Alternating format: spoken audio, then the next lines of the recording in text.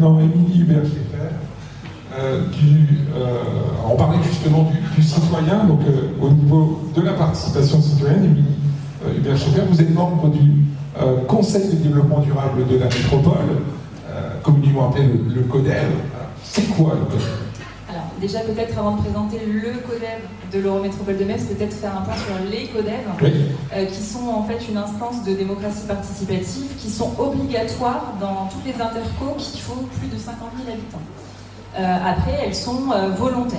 Voilà. Donc nous, l'Eurométropole de Metz, on est bien une instance démocratique qui s'installe dans une obligation.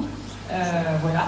Et maintenant, je vais peut-être parler un tout petit peu plus de notre CODEV, parce que notre CODEV, il est différent des autres CODEV. Chaque CODEV a la particularité de pouvoir se construire comme il le souhaite en fonction de son territoire, en fonction de la géographie dans laquelle il s'implante, si on est plutôt sur un territoire rural, sur un territoire plutôt métropolitain, en fonction aussi de la pyramide des âges, etc. Donc le CODEV de l'Eurométropole, c'est 96 membres, tous bénévoles. Voilà, ça c'est important aussi de le rappeler.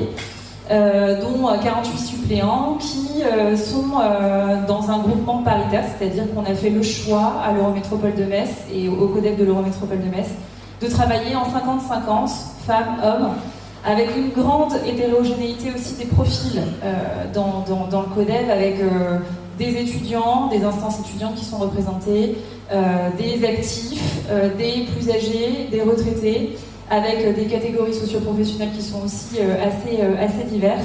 Un beau mélange, en fait. Un beau mélange, mais un mélange qui n'est pas forcément représentatif. Voilà, on n'est pas représentatif de l'ensemble de la population de l'Eurométropole, ce serait faux de le dire. Mais en tout cas, on a aussi peut-être cette humilité de travailler en se disant qu'on ne représente pas tout le monde, mais une tranche, en tout cas des habitants, des citoyens et des usagers aussi de l'Eurométropole de Metz. Voilà. On fonctionne en 5 grands collèges et notre fonctionnement en fait est un peu particulier, c'est-à-dire qu'on peut faire travailler de façon où les élus nous demandent de travailler sur un sujet, donc c'est ce qu'on appelle nous des saisines. Ils vont venir en fait nous demander un avis, une consultation sur un sujet qui est le leur actuellement. Et on se garde aussi cette grande possibilité de travailler, l'attitude de travailler aussi en autosaisine sur des sujets qui pourraient, en tout cas, nous titiller, parce qu'on sent que c'est des sujets d'actualité, parce que les membres du CODEV nous font des remontées sur des thématiques qui nous interpellent. Et donc voilà la manière dont on travaille. Alors, quels sont vos gros sujets sur ce mandat, oui. qui est le mandat actuel, donc 2022-2028? Exactement, oui.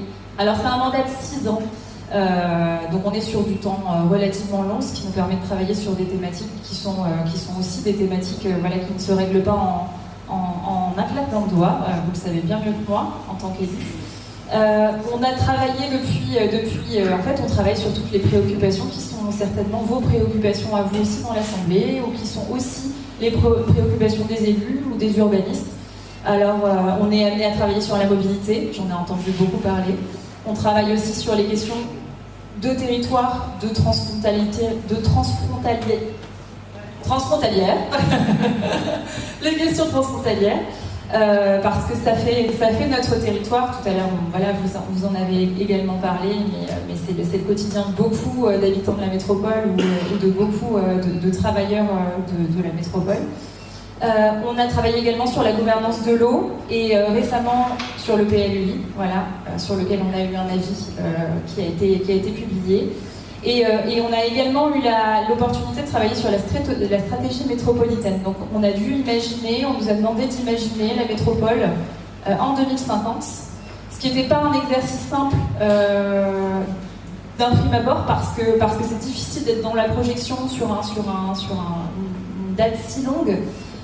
Cependant, et ce qui est très très intéressant au regard de nos travaux qui ont été menés, c'est que la ville de demain, comme vous d'ailleurs vous l'aviez dit, et je pense qu'on partage la vision de la ville de demain, elle doit déjà être là aujourd'hui et répondre aux besoins d'aujourd'hui et aux enjeux d'aujourd'hui.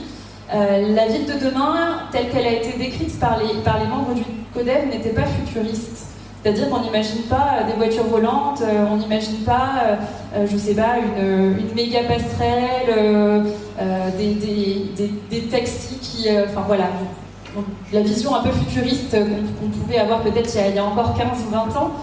En fait, ils imaginaient une ville du bien-être, une métropole du bien-être et du bien-vivre, dans laquelle en fait les objectifs de développement durable, en fait, la base finalement, le bien manger, bien se restaurer, où est-ce qu'on vit, comment on va à l'école, comment on éduque, on a une éducation de qualité, comment on innove, etc., étaient les sujets primordiaux.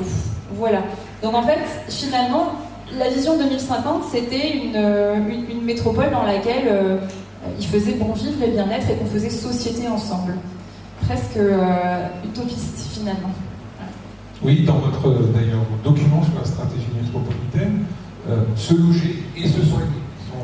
Oui, alors effectivement, on a travaillé sur la santé qui est un sujet au long cours parce que finalement, je crois qu'on n'y verra jamais le bout. Hein. En fait, la santé, c'est quelque chose, et notamment le soin, l'accès aux soins, ça a été un des sujets qui a été, dans mes souvenirs, alors parce que ça fait un petit moment, quand on devait, à la toute première plénière du CODEV, donc il y a bientôt 4 ans, on devait mettre des petits bulletins dans une urne pour voir les sujets en fait, sur lesquels nous avions envie de travailler. Et en fait, l'accès aux soins était l'un des sujets les plus demandés. Voilà. Comme quoi, il y a déjà 4 ans, c'était une thématique. Alors en plus, on sortait certainement aussi du Covid, c'est ce que vous disiez, ça aussi. Voilà. Mais finalement, c'est un sujet qui est tout aussi brûlant, qu'on n'a pas encore réussi à digérer. Donc c'est un travail au long cours. Et nous, on a fait le pari, en tout cas le prisme, de travailler pas sur la santé, parce que nous ne sommes pas des techniciens, nous ne sommes pas des sachants sur la thématique, nous n'avons que notre expertise citoyenne, notre expertise d'usage, comme on l'a dit juste avant. Et donc c'était de se dire comment en fait nous voyons l'équité face à l'accès aux soins. Parce que en fait si on regarde les chiffres, notamment sur la Moselle et sur l'Eurométropole, si on prend un peu notre prisme plutôt resserré, la vision un peu micro, on pourrait se dire qu'il n'y a pas forcément de problème sur le territoire, parce qu'on a suffisamment de médecins par rapport en tout cas à d'autres territoires, parce qu'on n'est pas sous-doté, mais cependant, dans le vécu citoyen et dans la façon dont on pouvait ressentir ça de façon peut-être plus sensible, le citoyen, l'usager métropolitain se sentait délaissé, désavantagé, voilà. Donc c'est quelque chose sur lequel on travaille encore et qui sont des sujets qu'on rattache aussi à l'urbanisme et notamment la prévention, etc. Tout à fait. Merci beaucoup pour votre intervention et les travaux du collège.